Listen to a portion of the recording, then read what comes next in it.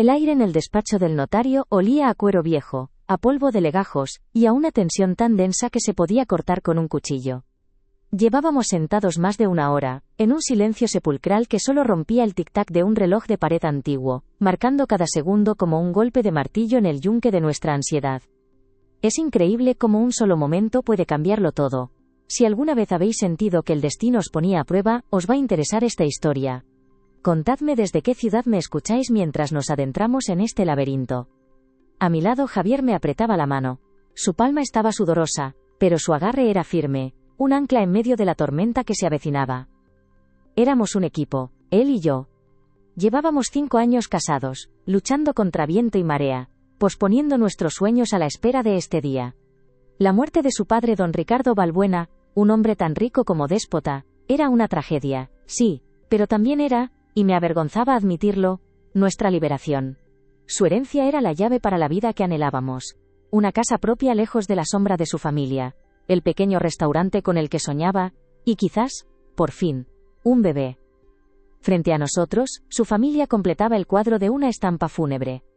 Isabel, mi suegra, vestida de un luto impecable, mantenía una expresión de mármol, impenetrable. A su lado Sofía, la hermana de Javier, nos lanzaba miradas cargadas de veneno. Nunca me había aceptado. Para ella, yo siempre sería la intrusa, la que le había robado a su hermano. La relación entre los hermanos era un campo de minas, y la muerte de su padre solo había esparcido más explosivos.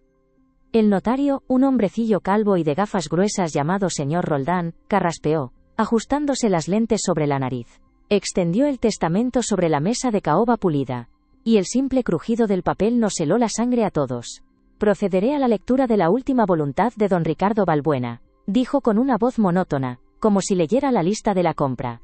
Pero lo que estaba a punto de leer no eran víveres, sino sentencias. Las primeras cláusulas fueron triviales.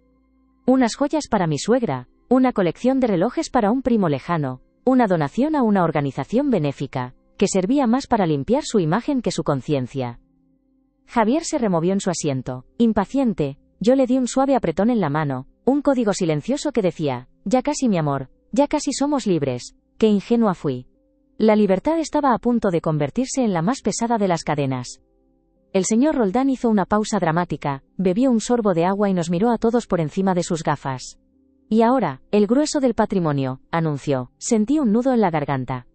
La mesa quedó en un silencio aún más profundo, si es que eso era posible. Podía oír el latido de mi propio corazón, retumbando en mis oídos. Era el momento. El inicio de nuestra nueva vida. En lo que respecta a la totalidad de mis acciones en Balbuena Corp, mis propiedades inmobiliarias, incluyendo la finca, la deseada, y el piso en la capital, mis cuentas bancarias, fondos de inversión, y todos los bienes muebles e inmuebles restantes. El notario hizo otra pausa paladeando el poder que emanaba de esas palabras. Sofía se inclinó hacia adelante, con los ojos brillantes de codicia. Javier, en cambio, parecía más tenso que nunca. Odiaba el dinero de su padre tanto como lo necesitaba. Y entonces, el notario pronunció la frase que hizo estallar nuestro mundo en 1000 pedazos. Lego la totalidad de mi fortuna, sin excepción alguna, a mi querida nuera, Elena Garcés de Balbuena. El tiempo se detuvo. Las palabras quedaron flotando en el aire, venenosas e incomprensibles. ¿Elena Garcés? ¿Yo? Miré a Javier, buscando una explicación, pero su rostro era una máscara de pura incredulidad. Su mano que segundos antes me anclaba a la realidad, se aflojó hasta soltar la mía. Se sentía fría, como si toda la vida la hubiera abandonado. Sofía fue la primera en reaccionar. Soltó una risa seca, desquiciada. ¿Es una broma, una maldita broma de mal gusto? Se giró hacia mí, y su mirada era puro odio. ¿Tú? ¿Sabía que eras una trepadora, una arpía? ¿Qué le hiciste a mi padre? ¿Lo embrujaste? ¿Lo manipulaste? Se levantó de golpe, tirando la silla hacia atrás con un estruendo. Mi suegra Isabel no dijo nada. Simplemente me observó con una frialdad calculadora que me dio más miedo que los gritos de Sofía. En sus ojos no había sorpresa, sino algo más, algo que parecía confirmación. ¿Acaso ella lo sabía? Yo no podía hablar, tenía la boca seca, la mente en blanco. Dueña de todo. Era absurdo, una pesadilla. Don Ricardo apenas me dirigía la palabra. Me despreciaba en silencio, lo veía en sus ojos cada vez que nos reuníamos para las insufribles comidas familiares. ¿Por qué haría algo así? ¿Qué retorcido juego era este? Silencio, por favor, ordenó el notario, golpeando la mesa con los nudillos. El testamento es claro, y ha sido debidamente validado. Pero, hay más. La sala volvió a enmudecer. ¿Más? ¿Qué más podía haber? El señor Roldán se dirigió directamente a Javier, que seguía paralizado, con la mirada perdida en un punto invisible de la pared. Para mi único hijo Javier Balbuena, leyó con la misma voz neutra, he dispuesto una única condición para que pueda acceder a un sustento mensual digno y a su parte legítima de la herencia, que le será entregada al finalizar el plazo estipulado. Javier pareció volver en sí, levantó la cabeza, y en sus ojos vi una mezcla de esperanza y pavor. Quizás era un error, una cláusula extraña que lo aclaraba todo. Don Ricardo estipula que, durante un periodo de 5 años ininterrumpidos, Javier deberá trabajar para Balbuena Corp., continuó el notario. La tensión disminuyó un poco, era raro pero factible. Trabajar en la empresa familiar. Era lógico. Pero el notario aún no había terminado. Lo hará bajo un contrato de empleado directo, cuyas condiciones se adjuntan en este anexo. El señor Roldán levantó un fajo de papeles grapados. Su superior directo y única persona con autoridad para aprobar o denegar sus proyectos, validar sus gastos, y en última instancia, decidir sobre su continuidad en la empresa, será la nueva propietaria y directora general. Su esposa, doña Elena Garcés. Si la primera revelación fue un puñetazo, esto fue una daga que se retorcía en la herida. La humillación era absoluta, calculada, cruel. Javier no sería el heredero, ni siquiera un socio, sería un empleado, mi empleado. Su padre no solo lo había desheredado en favor de su esposa, sino que lo había encadenado a ella, convirtiendo nuestro matrimonio en una relación de jefa a subordinado. Era una condena. Javier se levantó lentamente, con una calma aterradora. No miró a nadie más que a mí. Su rostro, antes pálido por la conmoción, ahora estaba rojo de una furia contenida. Esto no puede ser verdad, susurró, pero su voz resonó como un trueno en el silencio. Lo es, joven Balbuena, afirmó el notario. Y hay una cláusula final. Si usted se niega a firmar este contrato, o si lo incumple en cualquier momento durante los 5 años, perderá automáticamente todo derecho a cualquier asignación mensual, y a la parte final de su herencia, la cual pasará a engrosar el patrimonio de su esposa. Era una trampa perfecta. O se sometía a la humillación más absoluta, o se enfrentaba a la ruina total. Don Ricardo incluso desde la tumba seguía moviendo los hilos, asegurándose de destruir a su propio hijo. La pregunta que flotaba en el aire, la que ardía en los ojos de Javier mientras me miraba era, ¿por qué a través de mí? El viaje de vuelta a casa en el coche fue una tortura silenciosa. El lujoso vehículo que ahora técnicamente era mío, se sentía como un ataúd sobre ruedas. Javier conducía con los nudillos blancos, apretando el volante con una fuerza que amenazaba con romperlo. No dijo una sola palabra. Yo tampoco sabía qué decir. Lo siento. No te preocupes, ¿lo arreglaremos? Cualquier frase sonaba vacía, ridícula. El dinero que debía unirnos, que debía construir nuestro futuro, había levantado un muro de cristal entre nosotros. Podía verlo, pero no podía tocarlo. Estaba a mi lado, pero se sentía a kilómetros de distancia. Cada semáforo en rojo era una eternidad, un recordatorio de la parálisis en la que nos encontrábamos. Cuando por fin llegamos a nuestro pequeño piso de alquiler, el que soñábamos con abandonar, el ambiente se cargó todavía más. Javier entró y fue directo a la cocina. Lo oí abrir la nevera, y luego el sonido de una botella de whisky al ser abierta. Nunca bebía entre semana, y mucho menos a plena luz del día. Se me heló la sangre. Entré tras él. Estaba de espaldas a mí, sirviéndose un vaso con mano temblorosa. Javier, por favor, háblame, le supliqué. Tenemos que hablar de esto. Es una locura. Es un juego macabro de tu padre, pero lo resolveremos, juntos. El dinero es nuestro, no mío. Se giró lentamente. Sus ojos, esos ojos que siempre me habían mirado con amor y adoración, ahora estaban llenos de una mezcla de dolor y sospecha que me desgarró el alma. Se bebió el whisky de un trago, con un gesto de amargura. ¿Nuestro?, repitió, y su voz era rasposa, extraña. ¿De verdad crees que después de lo que hemos oído ahí dentro todavía existe un nuestro, Elena? Claro que sí, exclamé, acercándome a él. Intenté tocarle el brazo, pero se apartó como si mi contacto le quemara. Javier, soy yo, te quiero. Esto no cambia nada entre nosotros. Él soltó una carcajada, pero no tenía nada de alegre. Era un sonido roto, lleno de desesperación. Que no cambia nada, ¿no lo entiendes? Mi padre te ha puesto por encima de mí. Me ha convertido en tu lacayo. Cada céntimo que gaste, cada decisión que tome, tendré que pedírtela a ti. A mi propia mujer. Su voz se elevó con cada palabra, el dolor transformándose en rabia. Toda mi vida he luchado por salir de su sombra, por demostrarle que yo valía por mí mismo. Y al final, su último acto es atarme a ti con grilletes de oro. Me ha humillado de la forma más cruel posible. Lo sé, mi amor, lo sé, dije, con lágrimas corriendo por mis mejillas. Pero no tienes que aceptarlo.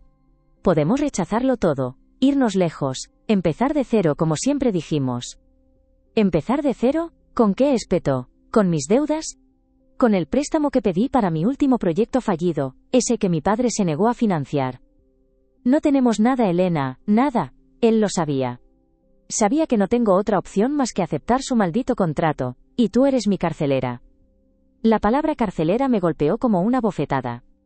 El hombre que amaba me estaba mirando como a su enemiga. La desconfianza era un veneno que ya empezaba a correr por sus venas. ¿Cómo puedes pensar eso? Le grité, la desesperación tiñendo mi voz. Yo no sabía nada de esto, Javier, te lo juro, jamás habría aceptado algo así.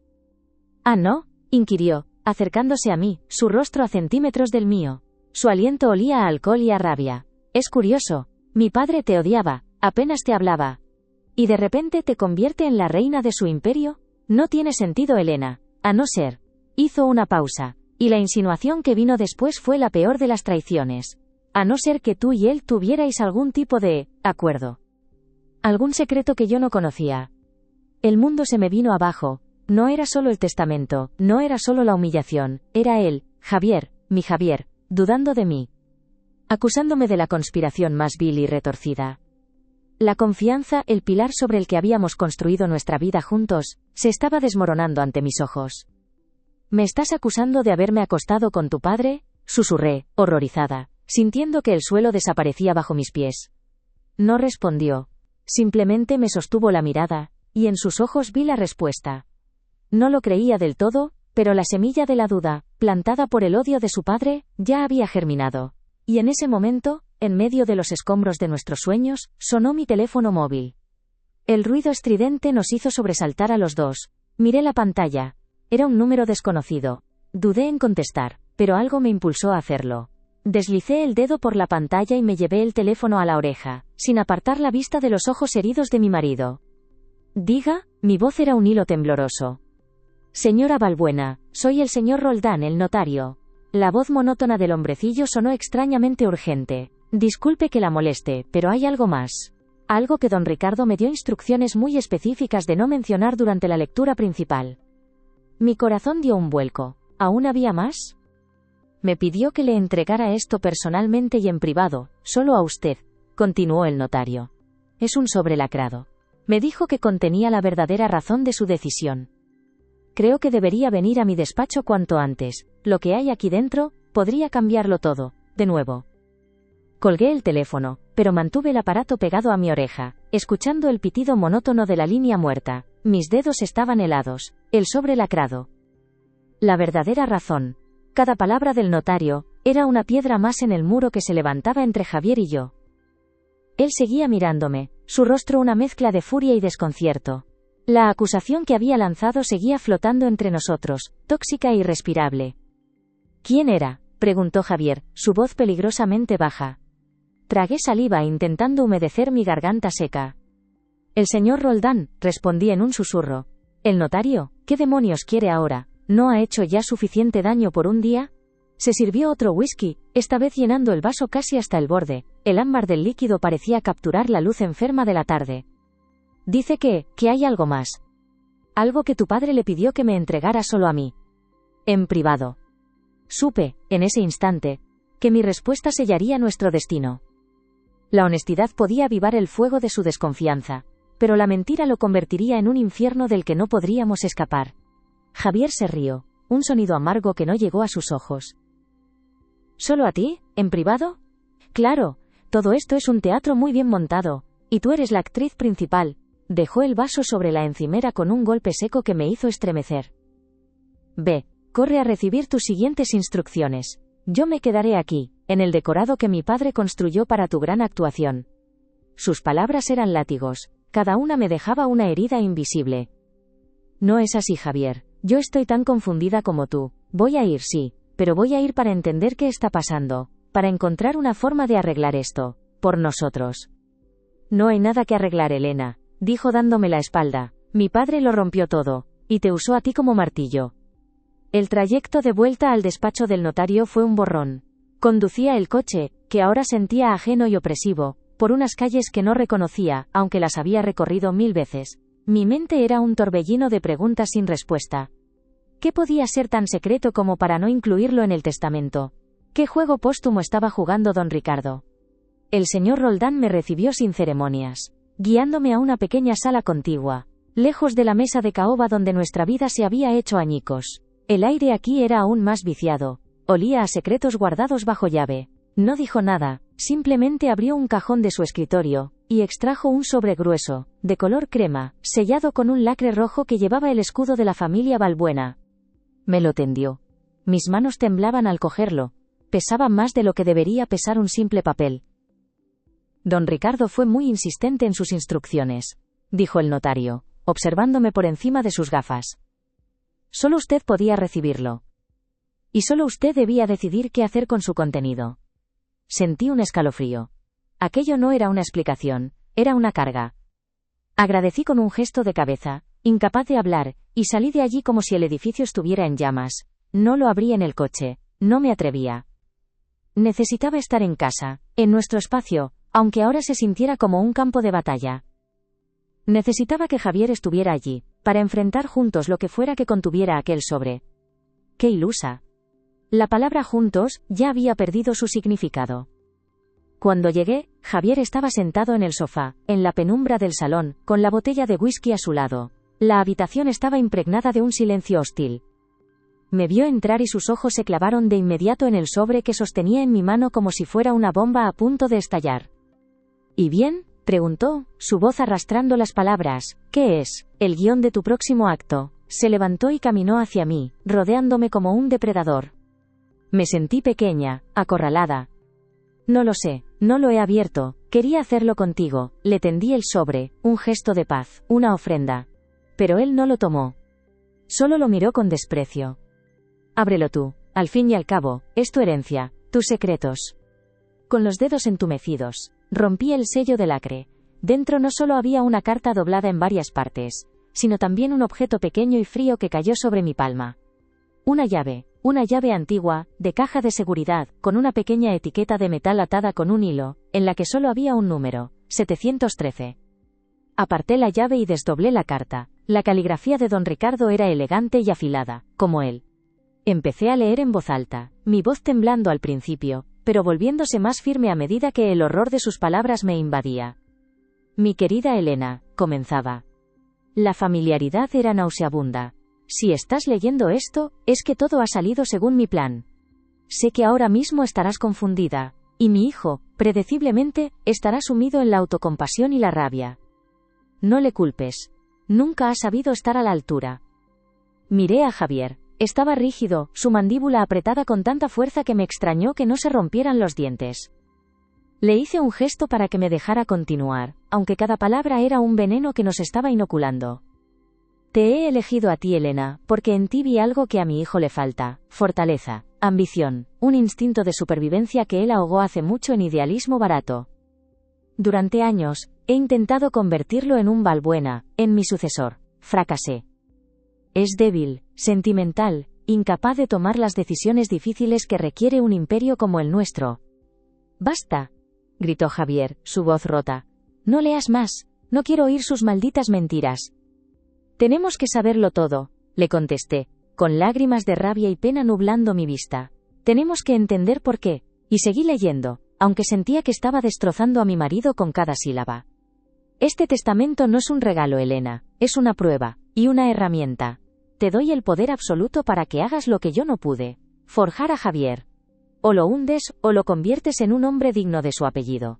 Durante 5 años, serás su jefa, su mentora y su jueza. Él te odiará por ello, pero quizás al final te lo agradezca. O quizás no. Francamente, ya no me importa. La crueldad era tan pura, tan destilada, que me dejó sin aliento. No era por mí. Nunca fue por mí. Yo solo era un instrumento de tortura. Una herramienta para el último y más sádico experimento de don Ricardo con su propio hijo. En cuanto a ti, continuaba la carta, considera esto el pago de una deuda. Una deuda que quizás ni siquiera sabes que tienes. Tu padre antes de morir me hizo un favor. Uno muy grande. Me salvó de la ruina cuando nadie más lo hizo. Yo le prometí que, si alguna vez tenía la oportunidad, cuidaría de su única hija. Esta es mi forma de cumplir esa promesa. Te doy las armas para que te construyas una vida, para que nunca dependas de nadie, úsalas bien. Mi padre y don Ricardo. Era imposible. Mi padre era un simple contable que había muerto de un infarto hacía 10 años, agobiado por las deudas. Nunca me había hablado de Ricardo Balbuena más que como el dueño de la gran empresa de la ciudad. Era una mentira. Tenía que serlo. Otra manipulación. La llave concluía la carta. Abre una caja de seguridad en el Banco Central. El número es el 713. Dentro encontrarás algo que te ayudará a entender la verdadera naturaleza de la deuda que nos une. Y te dará el poder final sobre mi hijo y mi legado. Úsalo con sabiduría. ¿O no? La elección ahora es tuya, Ricardo Balbuena. La carta cayó de mis manos. El silencio que llenó la habitación era pesado, denso como el de una tumba. Javier me miraba, pero su mirada ya no era solo de sospecha. Ahora había algo más. Una profunda y amarga certeza. Así que eso era, dijo finalmente con una calma espeluznante. Una deuda. Mi padre te compró para que fueras mi carcelera. Dime, Elena, ¿cuál fue tu precio? Esa pregunta me rompió. Me partió en dos. El hombre que amaba, el hombre por el que lo habría dejado todo, me veía como una mercancía, como una conspiradora a sueldo. La fortuna, la carta, la llave, todo se desvaneció. Solo quedaba su desprecio, un abismo que se abría entre nosotros. Y en ese abismo, todos nuestros sueños estaban muriendo. Es increíble cómo una herencia puede desenterrar fantasmas que nadie sabía que existían. La confianza es un hilo muy frágil, ¿no creéis? Si esta historia os está atrapando tanto como a mí me atrapó la realidad, no olvidéis suscribiros al canal y contarme en los comentarios qué pensáis. ¿Creéis en la inocencia de Elena? ¿O pensáis que Javier tiene razones para dudar? Continuemos. Los días que siguieron fueron un infierno helado. Vivíamos en el mismo piso, pero éramos dos extraños que compartían un espacio lleno de minas. Apenas hablábamos. Javier salía temprano y volvía tarde, olía a alcohol y a una rabia silenciosa que me aterrorizaba. Yo, por mi parte, me sentía paralizada. La carta y la llave estaban escondidas en el fondo de mi cajón de la ropa interior, quemándome como si fueran carbones al rojo vivo. No me atrevía a ir al banco. Tenía miedo de lo que pudiera encontrar. Miedo de que confirmara la historia de don Ricardo y le diera a Javier la prueba final de mi supuesta traición. Pero no hacer nada también era una tortura. Estábamos en un limbo, suspendidos en el veneno que el testamento había esparcido. Una tarde, el timbre sonó con una insistencia violenta. Sabía quién era incluso antes de abrir. Sofía. Entró como un huracán, sin esperar a ser invitada, sus ojos recorriendo nuestro modesto apartamento con una mueca de asco. Javier estaba en casa, por una vez, sentado en el salón, ni siquiera se levantó. Vaya, vaya, dijo Sofía, deteniéndose frente a mí. Aquí está la reina en su castillo. Aunque es un poco pequeño para toda la fortuna que le has robado a mi familia, ¿no crees, zorra? El insulto fue tan directo, tan crudo, que me quedé sin aire. Miré a Javier suplicando con los ojos que interviniera, que le pusiera un alto. Pero él permaneció inmóvil, con la vista fija en el vaso que sostenía entre sus manos. Su silencio fue una puñalada en el corazón.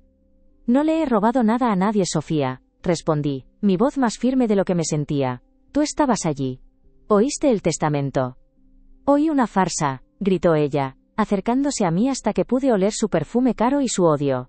Mi padre jamás habría hecho algo así. A no ser que alguien lo manipulara, que alguien le llenara la cabeza de mentiras. O que le ofreciera algo que ni mi madre ni yo podíamos darle. Su insinuación era vil, asquerosa. Lárgate de mi casa, le espeté, la rabia finalmente superando al miedo. ¿Tu casa? Se burló. Tú no tienes nada. Todo lo que tocas lo destruyes.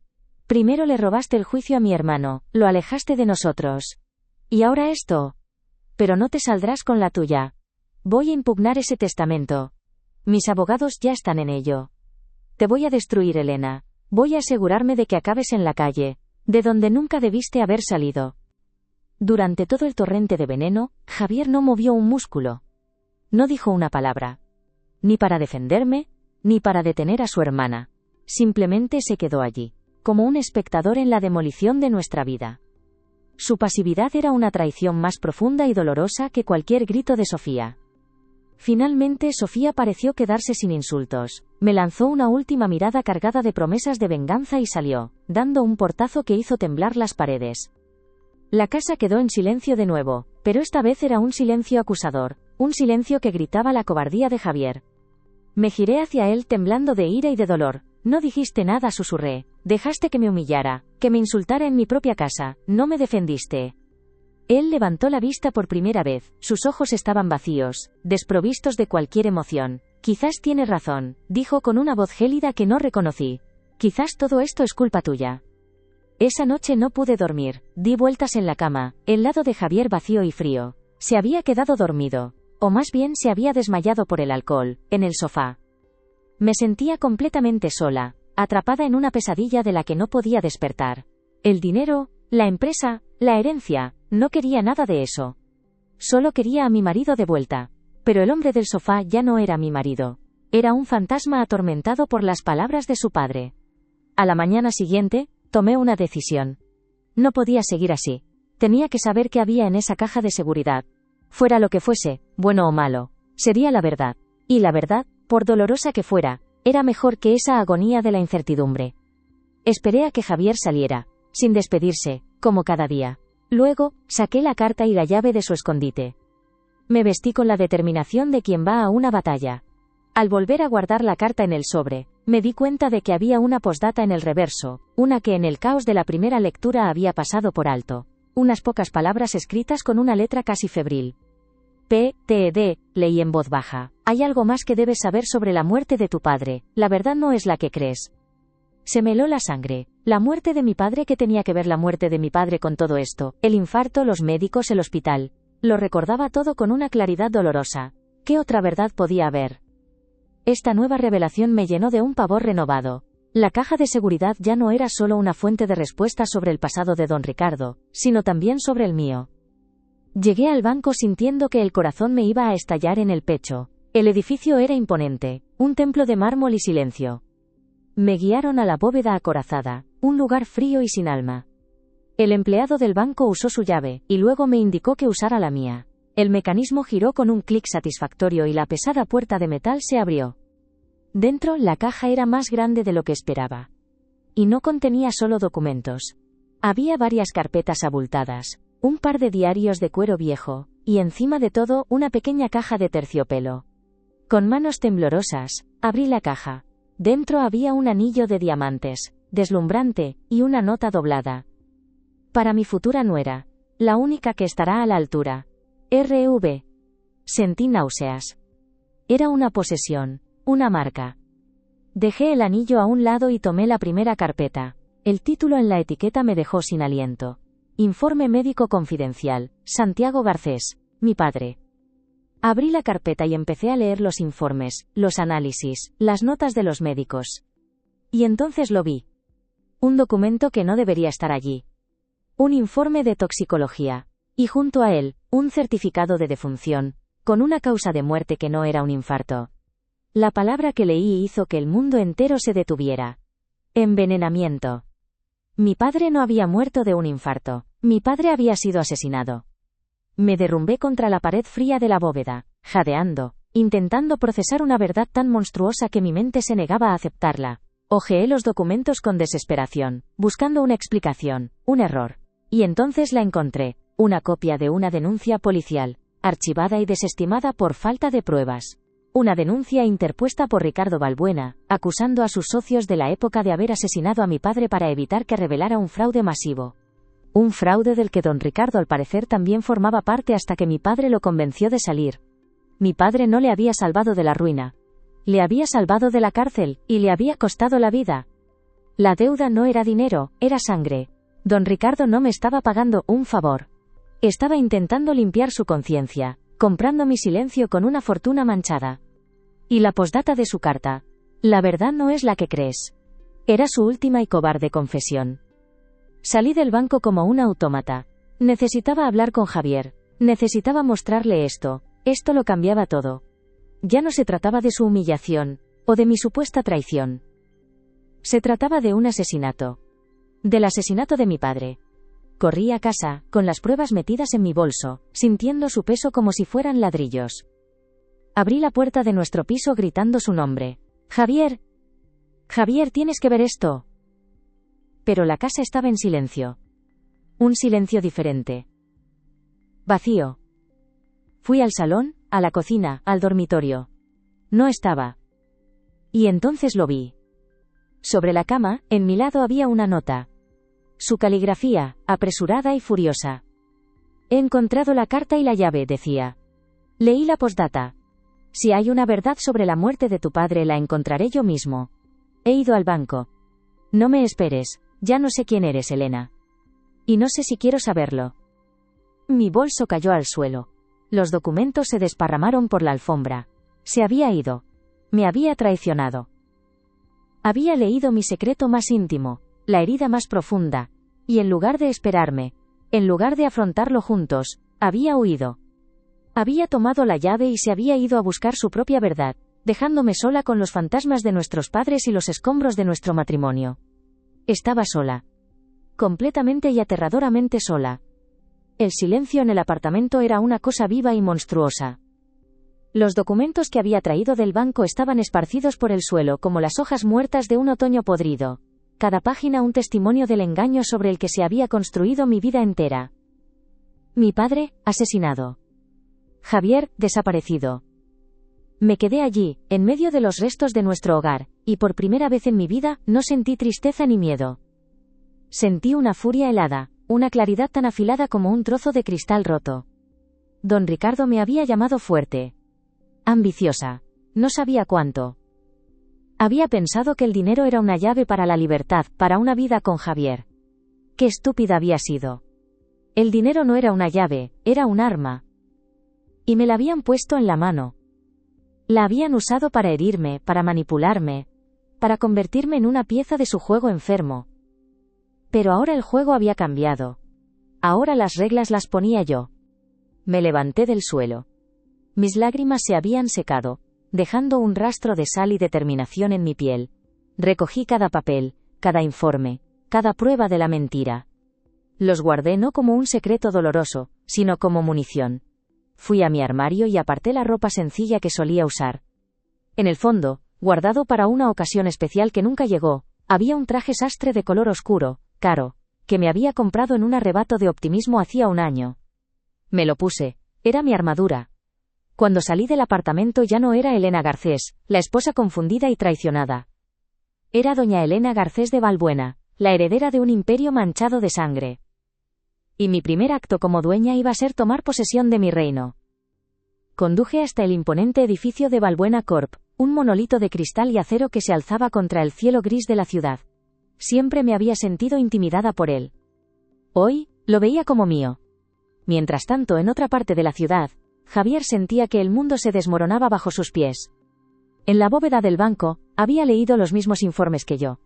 El veneno, la denuncia, la muerte de Santiago Garcés. El horror lo invadió, un asco profundo hacia su propio padre, hacia su propio apellido. Pero el veneno de la duda, sembrado por Ricardo y regado por Sofía, ya había echado raíces profundas en su corazón. La carta de su padre lo había destrozado, pero la postdata sobre el padre de Elena, ¿por qué se lo diría a ella y no a él?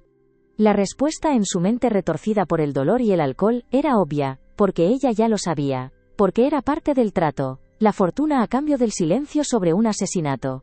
La idea era tan monstruosa, tan vil, que solo podía ser verdad. Se sentía traicionado no solo por su padre, sino por la mujer que amaba. No volvió a casa. No podía mirarme a la cara. Hizo lo que siempre había hecho cuando se sentía débil y perdido. Corrió a buscar a su hermana. La encontró en su lujoso piso, con vistas a toda la ciudad. Le arrojó las copias de los documentos sobre la mesa de centro de mármol. Tenías razón, dijo, con la voz rota. Todo era una mentira. Una sucia y sangrienta mentira. Sofía leyó los papeles con una avidez morbosa, pero en sus ojos no había horror, sino un brillo de triunfo.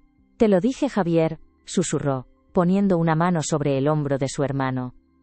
Te dije que esa mujer era una víbora. Esto lo demuestra. Sabía lo de su padre. Por eso el nuestro le dejó todo. Es dinero manchado de sangre, y ella lo aceptó. La manipulación de Sofía fue magistral. Convirtió el crimen de su padre en un arma contra mí. Convirtió el dolor de Javier en una furia dirigida. Tenemos que hacer algo, dijo Javier levantando la cabeza, con los ojos inyectados en sangre. Tenemos que quitarle todo. Por la memoria de nuestro padre, por nosotros, completó Sofía, con una sonrisa helada. Y sé exactamente cómo hacerlo. La alianza de los hermanos Balbuena, forjada en el dolor y la mentira, acababa de sellarse. Yo mientras tanto entraba por las puertas giratorias de Balbuena Corp. El murmullo en el vestíbulo se detuvo en seco. Todas las miradas se clavaron en mí, eran una mezcla de curiosidad, desprecio y miedo. Ignoré a todos. Fui directamente al ascensor privado que llevaba a la planta de dirección. La secretaria de don Ricardo, una mujer mayor que siempre me había mirado por encima del hombro, intentó detenerme.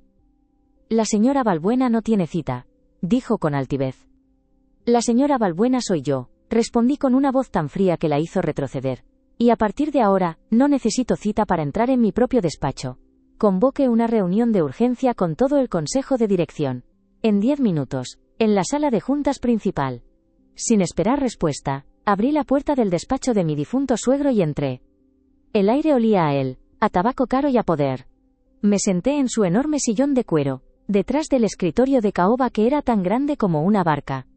Por primera vez desde la lectura del testamento, no me sentí una víctima. Me sentí en control. Cuando los directores, todos hombres mayores, grises y hostiles, entraron en la sala de juntas, me encontraron sentada a la cabecera de la mesa. Buenos días, señores, dije, mi voz resonando en el silencio tenso. Para aquellos que no me conocen, soy Elena Garcés de Balbuena. Y como ya sabrán, soy la nueva propietaria y directora general de esta compañía. Uno de ellos, un hombre con cara de bulldog llamado Aguirre, soltó una risita de desdén. Usted, con todos mis respetos señora, usted no sabe nada de este negocio. Lo miré fijamente, sin parpadear. Tiene razón, señor Aguirre. No sé mucho de este negocio. Todavía. Pero sé una cosa, soy la dueña. Y mi primera decisión como dueña es iniciar una auditoría completa de cada departamento, empezando por el suyo. Quiero informes detallados de los últimos 10 años en mi mesa para el final de la semana. ¿Alguna otra pregunta? La sala quedó en silencio. El mensaje era claro. El viejo régimen había terminado. Pasé los siguientes días atrincherada en el despacho, estudiando cada informe, cada balance, cada contrato. Era un mundo nuevo y complejo, pero aprendía rápido. Mi mente, que siempre había sido aguda, se aferraba a los números y a las estrategias, con una ferocidad que ni yo misma sabía que poseía. Descubrí un laberinto de cuentas offshore, transacciones sospechosas, y acuerdos al límite de la legalidad. El imperio Balbuena estaba construido sobre cimientos podridos. Una tarde, mientras revisaba unos libros de contabilidad antiguos, un hombre llamó a mi puerta. Era mayor, con el pelo blanco y unos ojos cansados pero inteligentes. Se presentó como el señor Morales, el antiguo director financiero, jubilado a la fuerza por don Ricardo hacía 5 años. Disculpe que la moleste, señora, dijo con voz baja. Yo conocí a su padre. Santiago era un buen hombre, un hombre honesto. Sentí un nudo en la garganta pero lo reprimí. Gracias, señor Morales. Él intentó advertirme, continuó, mirando hacia la puerta cerrada como si temiera que los fantasmas pudieran oírle. Sobre el fraude.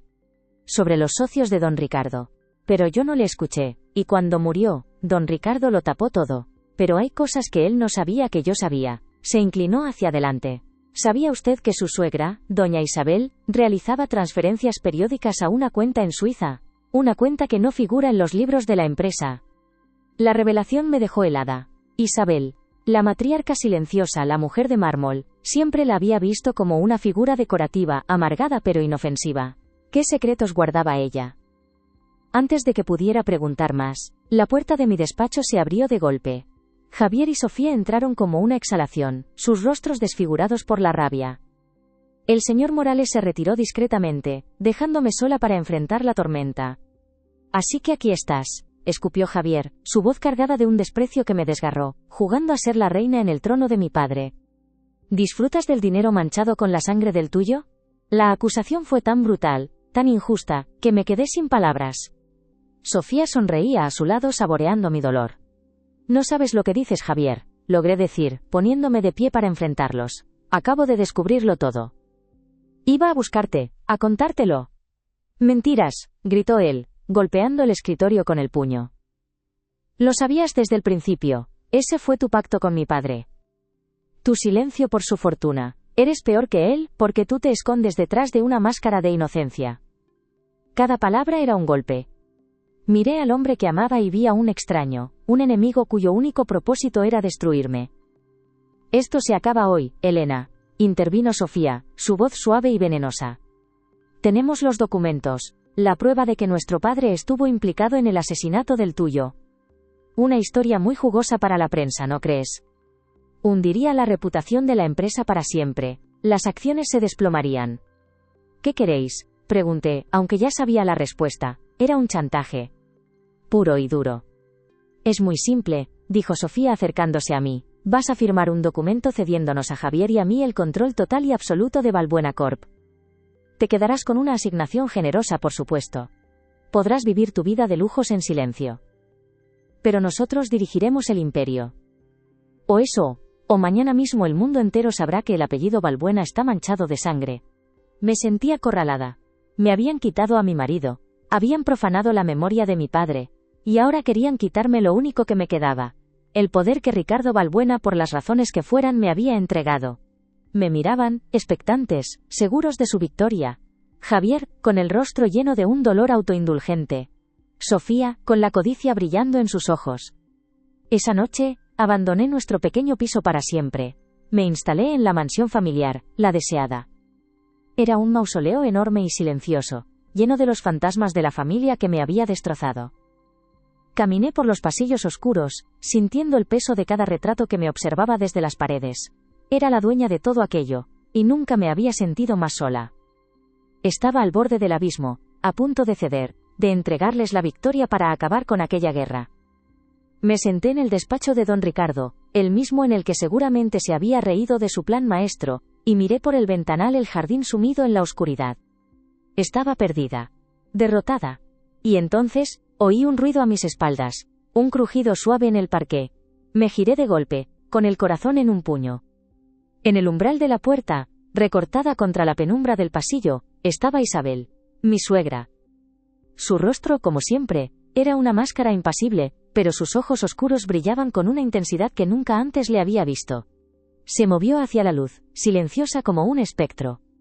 Pobre niña, dijo, su voz un susurro que cortaba el silencio como un cuchillo. Crees que has entendido el juego, pero solo has visto la superficie.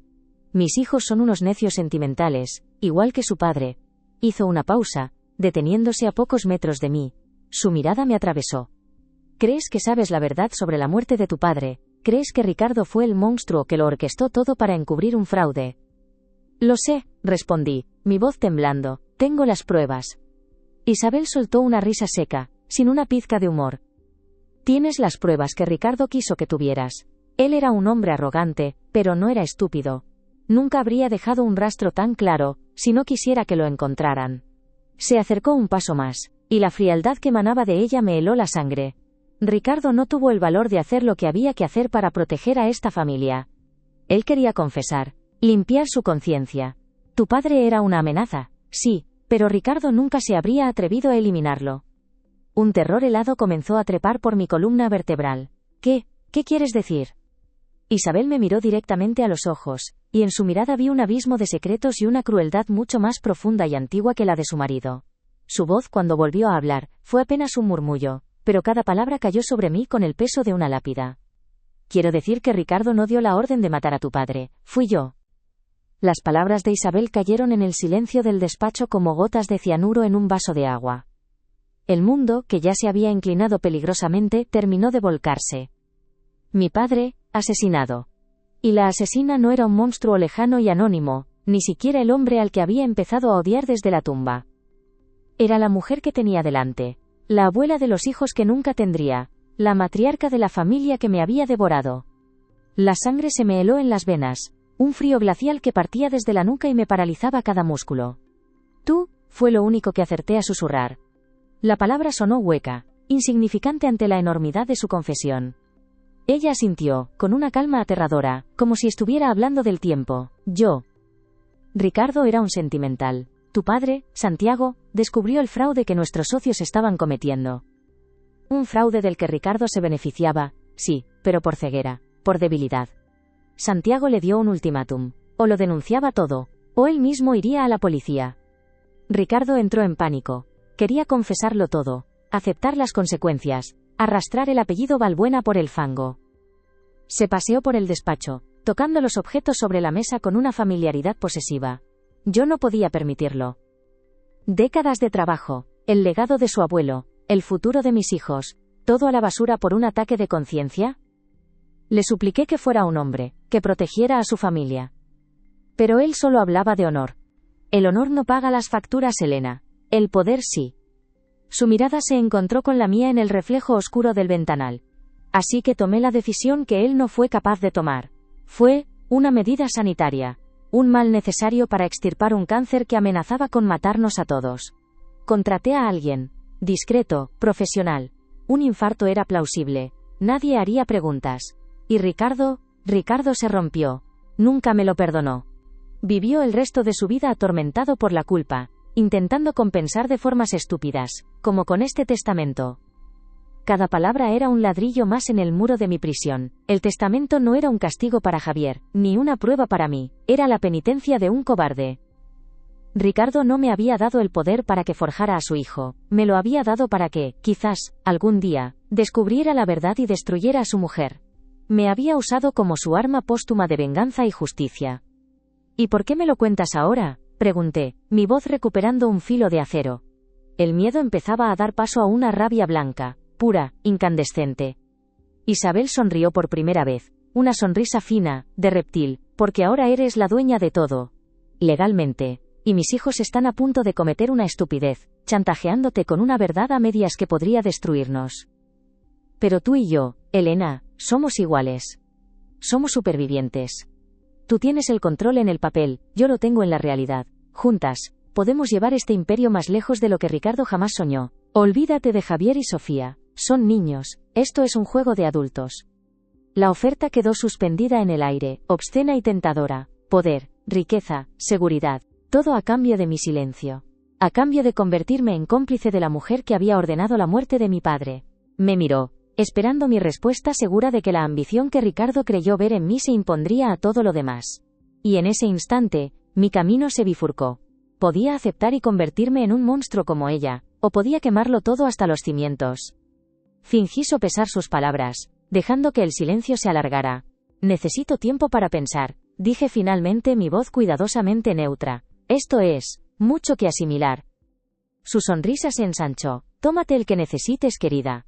Pero no demasiado. Nuestros enemigos no descansan. Se dio la vuelta y salió del despacho con la misma elegancia silenciosa con la que había entrado, dejándome sola con una verdad que pesaba más que toda la fortuna de los Balbuena. Pero no necesitaba tiempo. Sabía exactamente lo que tenía que hacer. Ya no se trataba de salvar mi matrimonio, ya no se trataba de dinero, se trataba de justicia. Por mi padre. Por el hombre honesto que murió por la debilidad de un hombre y la crueldad de una mujer. Y por mí. Para recuperar el control de mi propia historia. Al día siguiente llamé a Javier. Mi voz era fría, profesional. He tomado una decisión, le dije, sin darle tiempo a replicar. Reúne a tu hermana. Esta noche, a las 9, en la sala de juntas de la empresa. Traed los papeles que queréis que firme, acabaremos con esto de una vez por todas. Pude oír el triunfo en el silencio que siguió antes de que aceptara y colgara. Pasé el resto del día preparándome para la batalla final. Utilicé mi autoridad como directora general para acceder a los registros financieros privados de la familia, a las cuentas que ni siquiera los auditores de la empresa conocían. Y allí estaba. La pista que el señor Morales me había dado. Una cuenta en Suiza a nombre de una fundación benéfica fantasma, controlada por Isabel.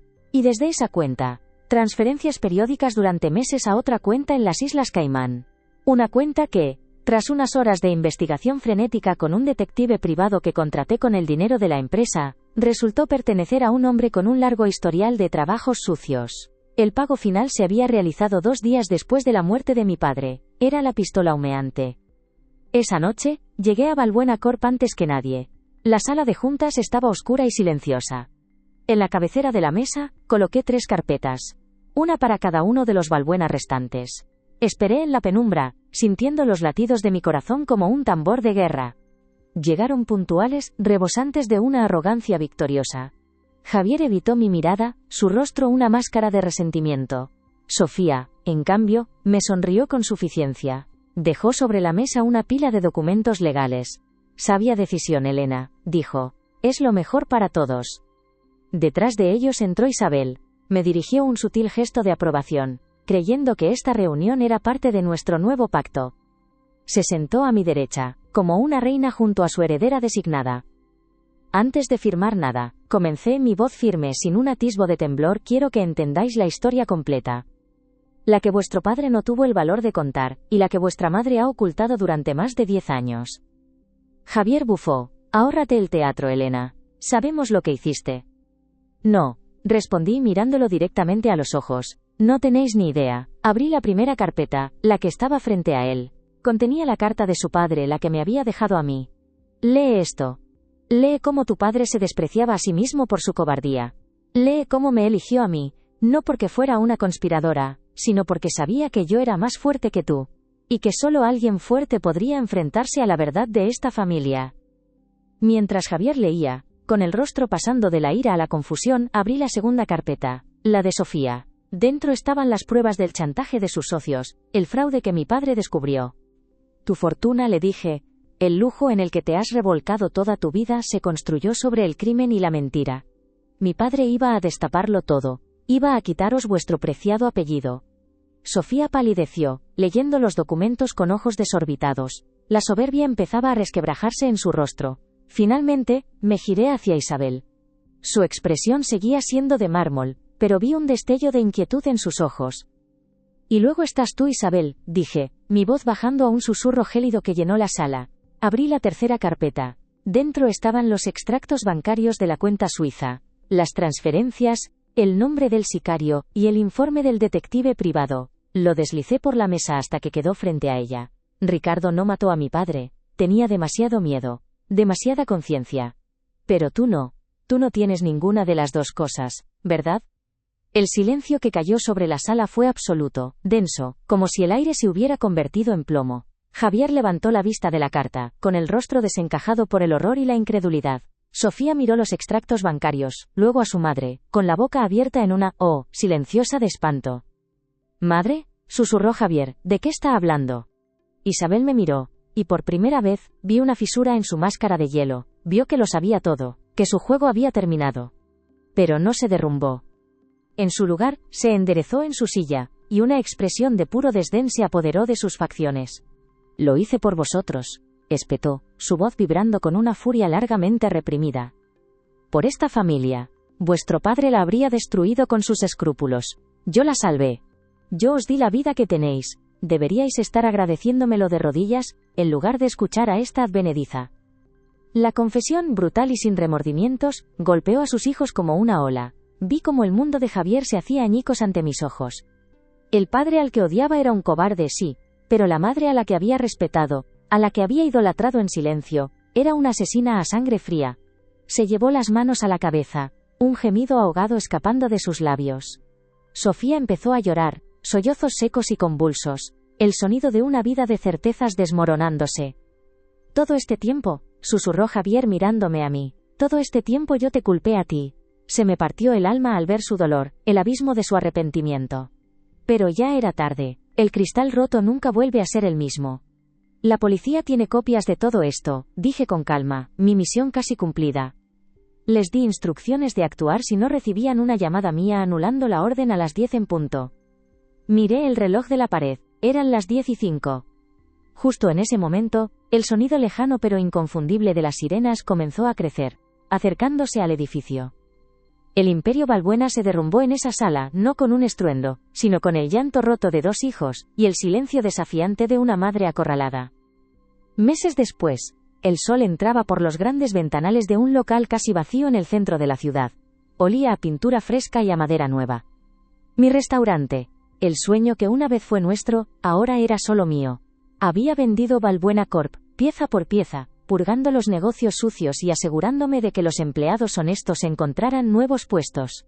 Con el dinero restante, una fortuna limpia, empecé de cero. Isabel fue condenada. Su juicio fue el escándalo del año. Sofía desapareció del ojo público. Se mudó a otra ciudad, intentando escapar de la sombra de su apellido. Y Javier vino a verme una vez, justo antes de que abriera el restaurante. Se paró en la puerta, pareciendo más viejo, más delgado. La arrogancia había sido reemplazada por una profunda y cansada tristeza. «Lo siento, Elena», dijo, y las palabras sonaron sinceras, arrancadas de lo más profundo de su alma rota. «Fui un ciego, un cobarde y un necio. Te culpé a ti de los pecados de mi familia. Destruí lo único bueno que tenía en mi vida. Y sé que lo siento, no arregla nada. Pero necesitaba decírtelo». Lo miré. Al hombre que había sido el amor de mi vida, al que ahora era un extraño marcado por la misma tragedia que yo. «Lo sé, Javier», respondí, y no había rabia en mi voz, solo una calma melancólica. «Te perdono». Pero perdonar no es olvidar. La confianza, una vez que se rompe de esa manera, no se puede reparar. Él asintió, una lágrima solitaria rodando por su mejilla. «Lo sé, solo espero que algún día pueda ser feliz». «Ya lo estoy buscando», le dije, y era la verdad. Mi felicidad ya no dependía de él, ni del dinero ni de un apellido. Dependía de mí. Se dio la vuelta y se fue, y con él se fue el último fantasma de mi vida pasada. A veces, por la noche cuando el restaurante está en silencio y solo quedan las luces tenues de la calle, pienso en todo lo que pasó. Pienso en cómo una herencia que debía ser nuestra salvación se convirtió en el catalizador que reveló los monstruos que se escondían a plena vista. El dinero no nos cambió, simplemente nos mostró quiénes éramos en realidad. Puso un foco sobre la cobardía, la codicia, la traición, pero también sobre una fortaleza que yo no sabía que tenía. La familia a veces no es el refugio que esperamos, sino la primera batalla que debemos librar. Y la confianza es un tesoro mucho más valioso que cualquier fortuna. Una vez que la pierdes, no hay oro en el mundo que pueda comprarla de nuevo. Esta ha sido mi historia, un viaje a través de la oscuridad del corazón humano. Me pregunto qué habríais hecho vosotros en mi lugar. ¿Es posible perdonar una traición tan profunda? Dejadme vuestros pensamientos en los comentarios, me encantará leeros. Y si estas historias que exploran los límites de nuestras emociones os atrapan, suscribíos al canal para no perderos la próxima. Porque al final, cada vida es una historia que merece ser contada.